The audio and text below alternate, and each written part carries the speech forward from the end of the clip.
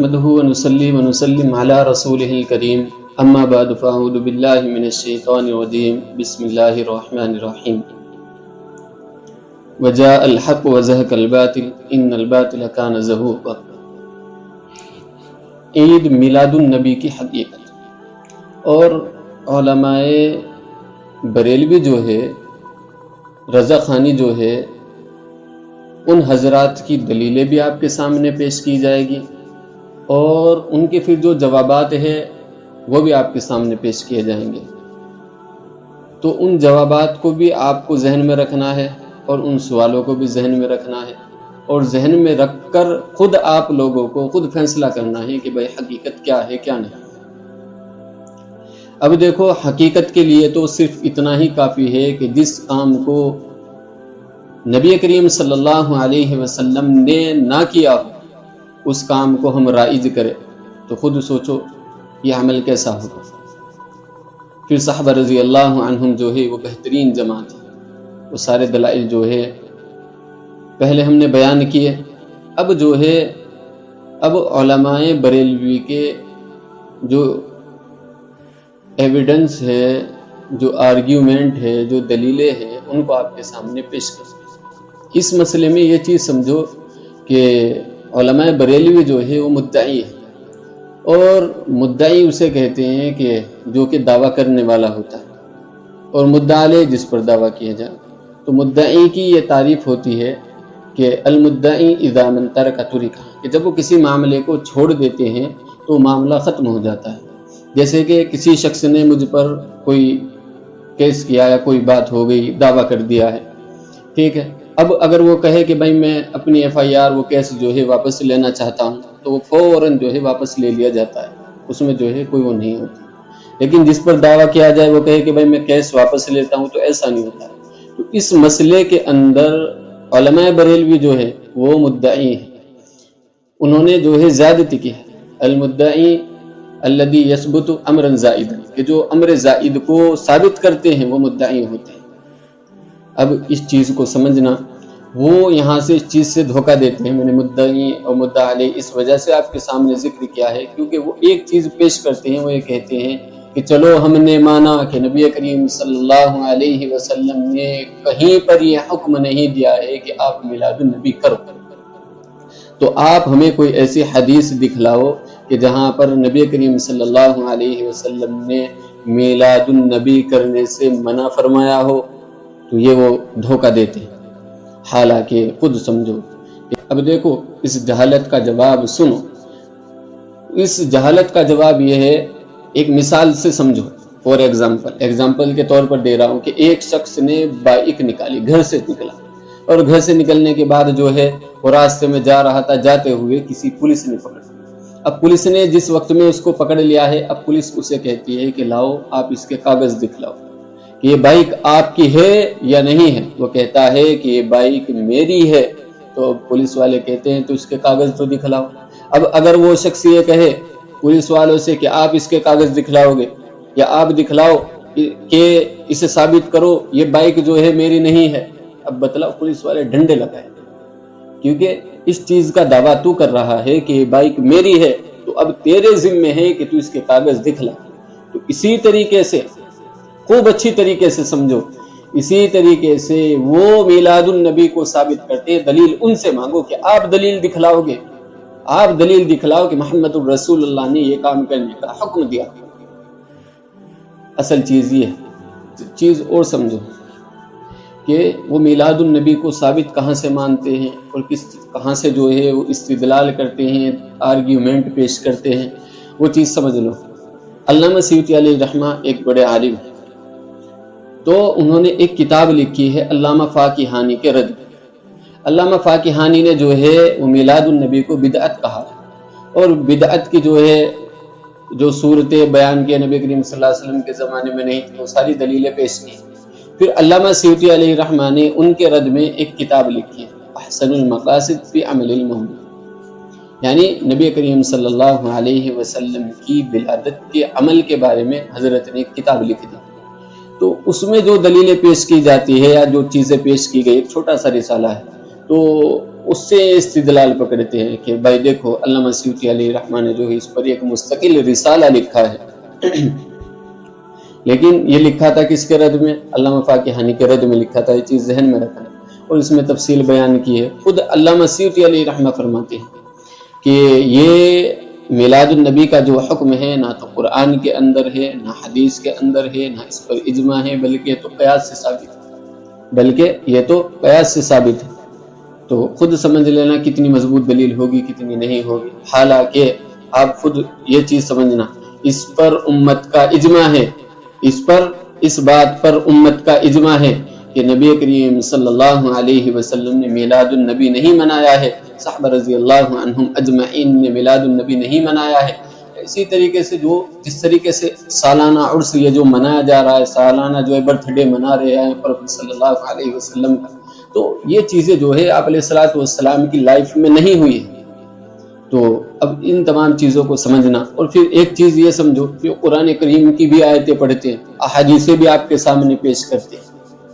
وہ قرآن کریم کی آیتیں بھی پڑھیں گے اور احادیثیں بھی پیش کریں گے، تو ہمارا سوال یہ ہے، ٹھنڈے دماغ سے سوچو، ہمارا سوال یہ ہے کہ جب یہ چیز احادیث سے بھی ثابت ہے اور قرآن کریم سے بھی ثابت ہے، تو آپ اس کو سنت، مستحب اور ایسے سے کیوں کہہ رہے ہو؟ بلکہ آپ تو یہ کہو کہ فرض ہے۔ اور پھر ایک چیز اور سمجھنا، وہ ایک چیز یہ ہے کہ آپ صحابہ رضی اللہ عنہم کے بارے میں بھی آپ کو یہ کہنا پڑے گا کہ صحابہ رضی اللہ عنہم جو ہے وہ تارک فرض تھے، انہوں نے ایک فرض کو چھوڑا ہے۔ اسی طریقے سے جو ہے علماء سلف ہے، علماء سلف کے بارے میں بھی آپ کو یہ کہنا پڑے گا کہ وہ تارک فرض تھے، انہوں نے فرض کو چھوڑا۔ اگر آپ اس کو فرض کہو گے، اور خود نبی کریم صلی اللہ علیہ وسلم نے بھی ایک فرض کو چھوڑا ہے، اس کی تعلیم لوگوں کو نہیں دی۔ جب کوئی مسئلہ جو ہے قرآن کریم سے ثابت، جیسے کہ علماء بریلوی قرآن کریم کی آیتیں پیش کرتے ہیں، تو ہمارا سوال اس پر یہ ہے کہ جب کوئی مسئلہ قرآن کریم سے ثابت ہوتا ہے وہ تو فرض ہوتا ہے، تو آپ کو یہ حکم لگانا پڑے گا خود نبی کریم صلی اللہ علیہ وسلم پر بھی، اصحاب پر بھی اور دوسرے لوگوں پر بھی، کہ انہوں نے تو ایک فرض چھوڑا۔ لیکن بھائی جو علماء محققین ہیں ان کے، وہ اس کو فرض نہیں کہتے، وہ فرض نہیں کہتے ہیں، یہ کان کھول کر سمجھ لیں۔ لیکن جاہل لوگ جو ہے قرآن کریم سے بھی آیتیں پڑھ رہے ہیں کہ یہ بھی نبی کریم صلی اللہ علیہ وسلم کی میلاد کے بارے میں ہے، یہ بھی کہیں پر نبی کریم صلی اللہ علیہ وسلم کے جو ہے اوصاف بیان کیے گئے ہو، یا نبی کریم صلی اللہ علیہ وسلم کی ولادت کا تذکرہ آ جائے، یا اسی طریقے سے نبی کریم صلی اللہ علیہ وسلم کی کسی نے کوئی خوشخبری دے دی ہو، تو ان تمام چیزوں کو علماء بریلوی جو ہے وہ ولادت کے ساتھ جوڑ دیتے ہیں، وہ ولادت کے ساتھ جوڑ رہے ہیں، وہ ولادت کے ساتھ اس تمام چیزوں سے ولادت ثابت کرتے ہیں، آپ علیہ الصلوۃ والسلام کا برتھ ڈے ثابت کرتے ہیں۔ اور کان کھول کر سنو، برتھ ڈے منانا یا اسی طریقے سے دوسری چیز منانا، یہ تو غیروں کا طریقہ ہے، غیروں کے ساتھ مشابہت، متشبہ بقوم فہو منہم، کہ جو جس قوم کا طریقہ اختیار کرے گا وہ اسی میں سے ہوگا۔ آپ کی کیا رائے ہے برتھ ڈے کے بارے میں؟ آپ خود بتلاؤ۔ اگر آپ سے کوئی مسئلہ پوچھے کہ برتھ ڈے کے بارے میں آپ کیا کہتے ہو،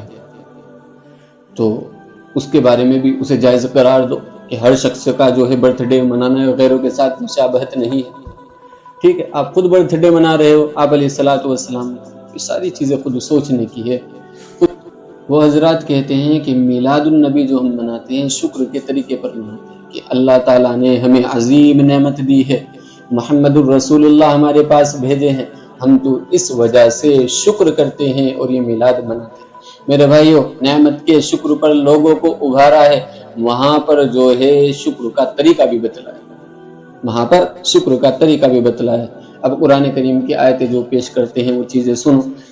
وہ کہتے ہیں فَبِذَلِكَ فَلْيَفْرَحُوا، سورہ یونس کے اندر ہے کہ بھائی آپ علیہ الصلوۃ والسلام کی ولادت کی خوشی ہم کیوں مناتے ہیں؟ کہ مومن لوگ جو ہے اس سے خوش ہوتے ہیں کہ آپ علیہ الصلوۃ والسلام دنیا کے اندر تشریف لائے۔ بھائی دیکھو، یہ چیز سمجھو کہ خوشی سے ہم انکار نہیں کرتے، خوشی منانے سے ہم انکار نہیں کرتے ہیں، بلکہ جو مروجہ طریقہ آپ لوگوں نے گھڑا ہے ہم تو اس کا انکار کرتے ہیں۔ کیا آپ علیہ الصلوۃ والسلام نے 12 تاریخ میں اس طریقے سے کہیں پر حکم دیا ہو، صحابہ نے کیا ہو، یا اسی طریقے سے جو علماء سلف نے یہ کام کیا ہو، تابعین، تبع تابعین میں سے کسی نے کیا ہو؟ 100 سال کے بعد 6 صدی ہجری کے اندر یہ شروع ہوا۔ تو خوشی منانے سے کوئی شخص منع نہیں کرتا ہے، نہ دیوبندی منع کرتے ہیں، نہ جو ہے آپ ہی منع کرتے ہو، آپ تو خود مناتے ہو۔ خوشی منانے سے کوئی شخص منع نہیں کرتا ہے، اگر منع کرتا ہے مروجہ طریقے سے یا وقت متعین جو کیا ہے، ان تمام چیزوں سے علماء منع کرتے ہیں۔ اور بھائی ہمیں شکوہ ہے اس چیز سے کہ بریلوی علماء جو ہے خوب جم کر جھوٹ بولتے ہیں، خوب جم کر۔ اب آپ خود بتلاؤ اس چیز کو کہ خدا کا قرآن اپنے سر پر رکھو اور یہ بتلاؤ کیا علماء دیوبند یا علماء اہل حدیث یا جو علماء اہل حق ہے اس سے منع کرتے ہیں، کیا وہ آپ کو نبی کریم صلی اللہ علیہ وسلم کی پیدائش کی خوشی منانے سے منع کرتے ہیں یا مروجہ طریقے سے منع کرتے ہیں؟ خود میرا یہ سوال ہے آپ سے، اگر وہ منع کرتے ہیں خوشی منانے سے تو میرے بھائیو، جو آدمی نبی کریم صلی اللہ علیہ وسلم کی ولادت پر خوش نہ ہو وہ کیسا مسلمان ہے؟ تو اس کے تو ایمان میں بھی شک ہے، شاید ایمان بھی نہ ہو۔ لیکن جو آدمی مروجہ طریقے کی مخالفت کرتا ہو، کیا آپ اس کے بارے میں کہو گے یہ نبی کریم صلی اللہ علیہ وسلم کے ذکر سے منع کر رہا ہے؟ اور اس کی جو دلیل میں نے دی ہے پہلی اس میں دے رکھی ہے پہلے۔ پھر دوسری چیز یہ ہے کہ ہم جو منع کرتے ہیں اس سے منع کرتے ہیں، اور نبی کریم صلی اللہ علیہ وسلم نے پیر کا روزہ رکھا۔ نبی کریم صلی اللہ علیہ وسلم سے پوچھا کہ آپ پیر کا روزہ کیوں رکھتے ہو؟ تو نبی کریم صلی اللہ علیہ وسلم نے فرمایا کہ ولدت فیہ وانزل علی، کہ اسی دن میں جو ہے میں پیدا ہوا تھا اور اسی دن میں جو ہے مجھ پر وحی نازل کی گئی، میں تو اس وجہ سے روزہ رکھتا ہوں۔ تو دیکھو میرے بھائیو، نبی کریم صلی اللہ علیہ وسلم نے روزہ رکھا ہے، اور یہ جو ہے چاہے خوشی میں رکھا ہو یا شکر پر رکھا ہو، کسی بھی طریقے سے رکھا ہو، ہم مانتے ہیں نبی کریم صلی اللہ علیہ وسلم نے روزہ رکھا ہے۔ تو نبی کریم صلی اللہ علیہ وسلم نے تو ہر پیر کو خوشی منائی ہے، آپ بھی ہر پیر کو خوشی مناؤ، ہر پیر کو جو ہے جلسہ نکال، ہر پیر کو نبی کریم صلی اللہ علیہ وسلم روزہ رکھتے تھے، تو آپ بھی ہر پیر کو روزہ نکال، وہ روزہ بھی رکھو اور یہ جو میلاد النبی بھی مناؤ اور یہ جلسہ جلوس نکالو۔ انشاءاللہ آپ انہی جلسہ جلوس کے ہو کر رہ جاؤ گے۔ اور آپ جیسے کہ میں نے سنا ہے اور بیانات بھی میں نے سنے ہیں علماء بریلوی حضرات کے میلاد النبی پر، اسی طریقے سے کتابیں بھی پڑھی ہے کہ شکر کے اس پر رکھا ہے۔ جب شکر کے اس پر رکھا ہے تو ہم یہ کہتے ہیں آپ بھی روزہ رکھ لو، اسی طریقے سے ہر پیر کو روزہ رکھو، ہر پیر کو روزہ رکھو۔ لیکن نہیں، وہ کرنا نہیں ہے، جو نبی نے کیا ہے وہ نہیں کرنا ہے، اور جو نبی نے نہیں کیا ہے وہ کرنا ہے۔ بتاؤ، حماقت ہے، حماقت اور کچھ نہیں، یہ جہالت۔ خود سوچو، سوچنے کی بات ہے کہ نبی کریم صلی اللہ علیہ وسلم کی ولادت پر خوشی منانا یا خوش ہونا، یہ تمام جتنے بھی اہل سنت والجماعت ہے، جو بھی نبی کریم صلی اللہ علیہ وسلم پر ایمان لائے ہیں، اللہ کی بات، اللہ کو مانا ہے، محمد رسول اللہ کی باتوں پر ایمان لائے ہیں، کوئی بھی نبی کریم صلی اللہ علیہ وسلم کی ولادت کا یا اس کی خوشی کا منکر نہیں ہے۔ اور جو آدمی کہتا ہے وہ جھوٹا ہے، کذاب ہے، دجال ہے، خائن ہے، وہ خائن ہے۔ تو یہ تو جھوٹی تہمتیں لگاتے ہیں بس، اور کچھ نہیں، وہ جھوٹی تہمتیں لگانا ہے اور کچھ نہیں ہے۔ تو خود سوچو کہ نبی کریم صلی اللہ علیہ وسلم نے جب پیر کے دن جو ہے ہر پیر کو روزہ رکھتے تھے، تو آپ بھی رکھو نا، آپ بھی یہ خوشی مناؤ۔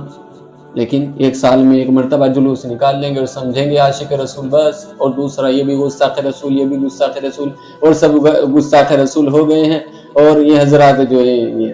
محب رسول ہے